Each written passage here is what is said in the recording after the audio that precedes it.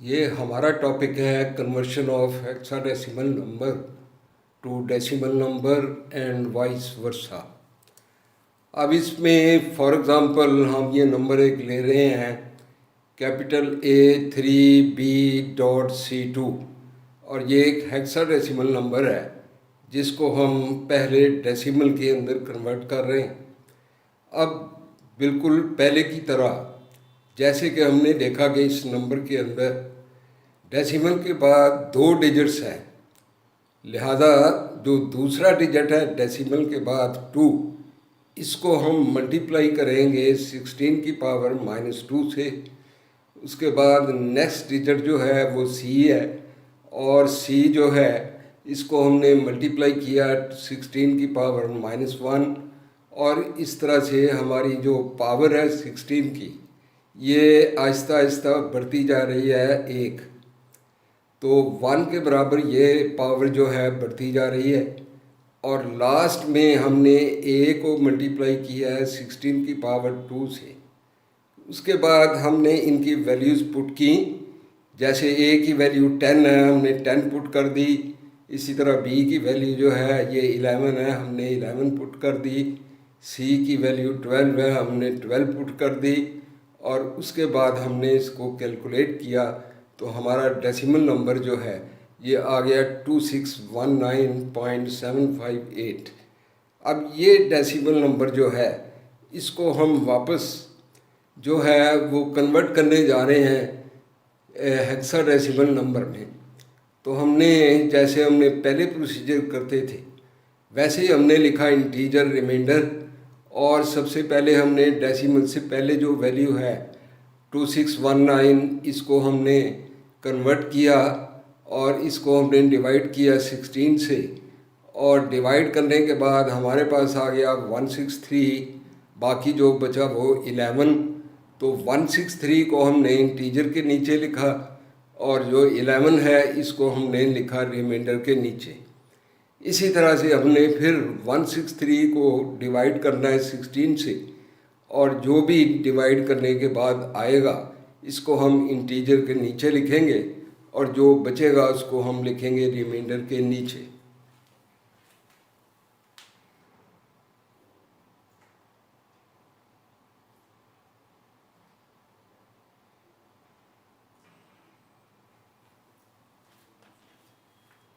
इस तरह से हम चलते जाएंगे और उसके बाद आ जाएगा 10।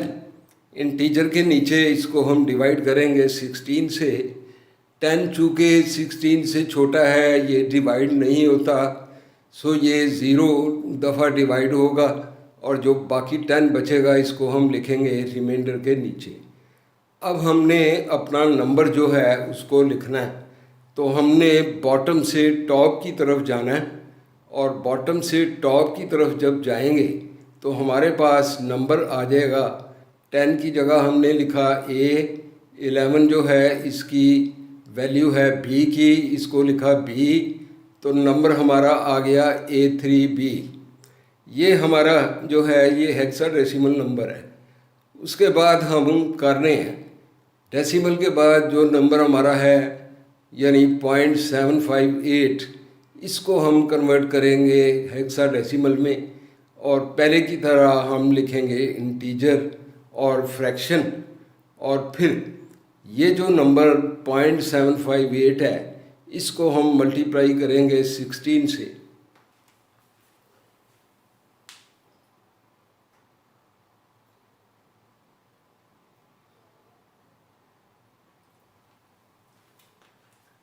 और इस तरह से हमारे पास मल्टीप्लाई करने के बाद जो भी नंबर आए, हमारे पास चूँकि शुरू में डेसिमल के बाद हैं 3 डिजिट यानी 0.758 के अंदर डेसिमल के बाद 3 डिजिट हैं, सो मल्टीप्लाई करने के बाद फ्रैक्शन वाले कॉलम में हम जो नंबर लिखेंगे वो भी डेसिमल के बाद 3 डिजिट्स के अंदर ही लिखेंगे और जो इसके अलावा फालतू डिजिट आए उसको हम लिखेंगे इंटीजर के नीचे।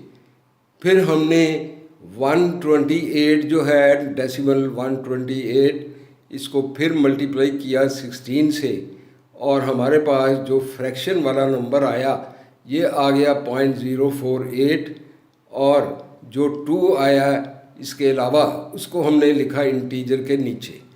उसके बाद फिर हमने 0.048 को मल्टीप्लाई किया 16 से, तो डेसिमल के बाद हमारे पास आ गया 0.768, और बाकी जो है इसके अलावा फालतू नंबर चूँकि नहीं आ रहा इसलिए इंटीजर के नीचे हमने लिखा 0। इस तरह से हम करते जाएंगे, लेकिन चूँकि फ्रैक्शन वाले कॉलम में हमारे पास पॉइंट के बाद 0 0 0 नहीं आ रहा और बार बार करने की वजह से, तो इसको हम यहीं पे छोड़ देते हैं और फिर हम नंबर लिखते हैं। और नंबर लिखने के लिए अब हम टॉप से बॉटम की तरफ जाएंगे। जब हम टॉप से बॉटम की तरफ जाएंगे तो हमारे पास नंबर आ जाएगा C20। अब ये C20 जो है ये एक हेक्साडेसिमल नंबर है, तो ये इक्वल है 0.758 डेसिमल नंबर के।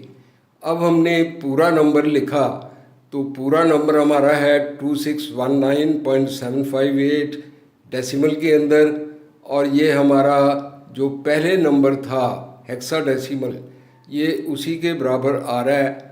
और ब्रैकेट में हमने लिखा A3B.C2 जो कि हमारा शुरू के अंदर नंबर था।